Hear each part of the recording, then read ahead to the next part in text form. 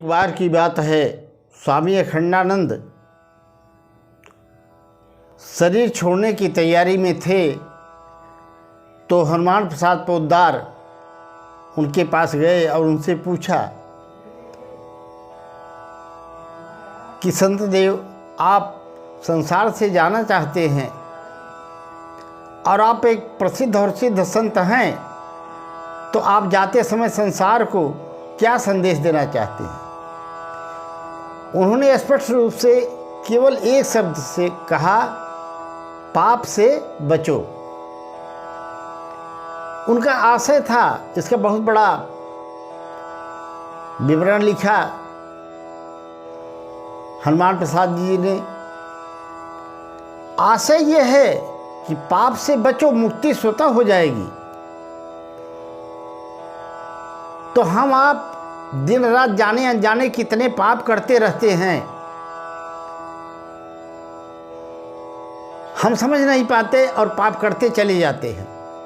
और कलिकाल के प्रभाव से पाप में इतने आकंठ डूब जाते हैं कि भगवत प्राप्ति हमारे लिए दुर्लभ हो जाती है, नरक तैयार हो जाता है हमारे लिए। स्वामी प्रेमानंद जी महाराज ने कुछ बहुत ही सुंदर बातें बताई हैं। पाप के लक्षण क्या होते हैं, अगर हम उन चीज़ों से बचें तो भगवत प्राप्ति सहज ही हो जाएगी। तो कौन कौन से लक्षण हैं? तो पहली तो ये है कि चोरी। अब चोरी कई प्रकार की होती है। किसी का धन चोरी से लाना, और किसी का विचार ही चोरी से स्वयं प्रकाशित करवा देना, यह भी एक प्रकार की चोरी है। किसी का वक्तव्य स्वयं बोलना चोरी है। परंतु यदि आपने ये कह दिया कि फला महाराज ने ऐसा बोला था, वो बात मैं आपको बता रहा हूँ, तो ये चोरी नहीं होगी। तो पहली बात तो चोरी से बचो। नहीं असत्य सम पातक पुंजा, गिरसम हो ही की कोटि के गुंजा। असत्य से बड़ा कोई पाप नहीं। तो असत्य और चोरी से आप बचो। और तीसरा है परस्त्री गमन। परस्त्री गमन का मतलब भोग भाव से दूसरों की स्त्रियों को या अन्य स्त्रियों को, अपनी पत्नी के अलावा अन्य स्त्रियों को भोग की इच्छा से देखना या चाहना महापाप है। अगर ये भाव आपके अंदर है तो आप समझ लीजिए पाप विराजमान है, जो नरक का रास्ता आपके लिए तैयार कर रहा है। अच्छा, परस्त्री गमन इतना बड़ा पाप है, इसका प्रायश्चित ही नहीं।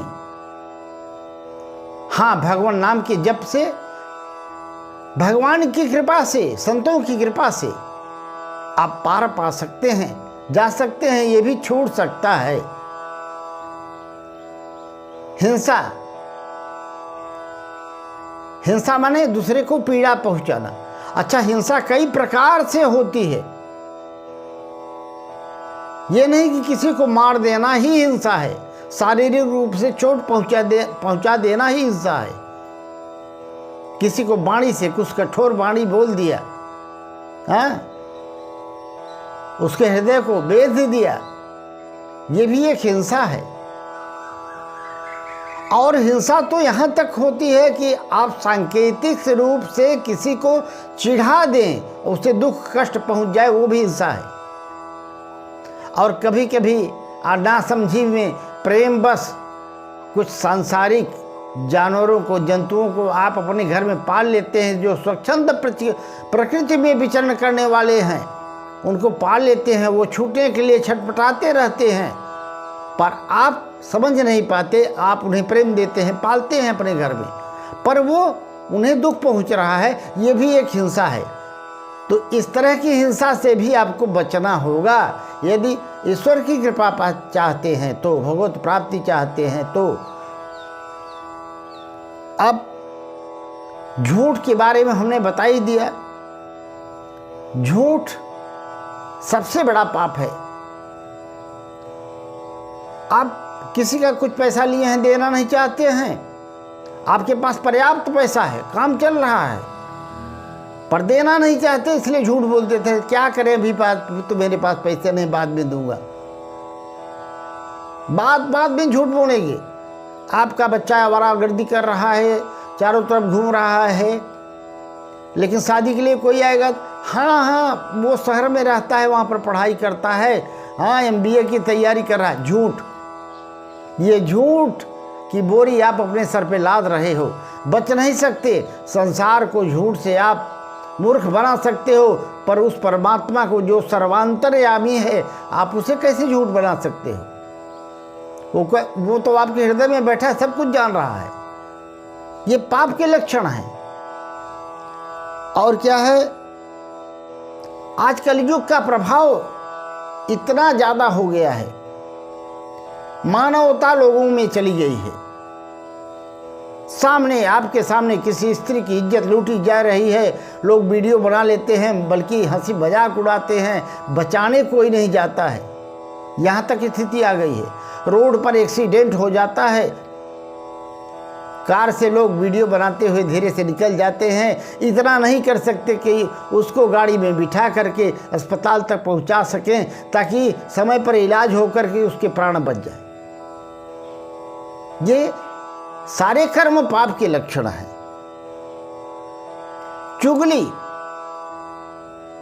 चुगली महापाप है। अब चुगली क्या है?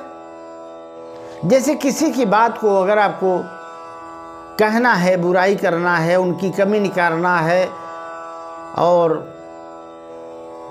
आलोचना करना है, तो आप उनके सामने ही कह दें कि भाई आप में ये कमी है, आप इसको दूर कर लीजिए, तब तो ठीक है। परंतु अगर वह व्यक्ति उठकर चला गया और उसके पीठ पीछे आप उसकी बुराई कर रहे हैं, वो चुगली के अंतर आता है, जो कि पाप है। तो पाप से बचना है।